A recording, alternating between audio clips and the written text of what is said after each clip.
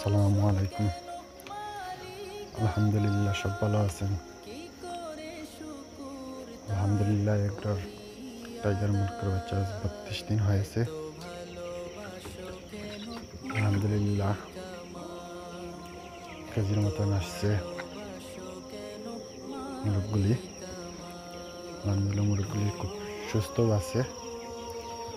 এখন আসছি আমি মুরগের পানি এবং খানি পরিবর্তন করতে। সবাই দোয়া করবেন আমার মুরগগুলো যেন ভালো থাকে, সুস্থ থাকে, এই আশা করে এখানে আমি ভিডিও শেষ করলাম। আসসালামু আলাইকুম।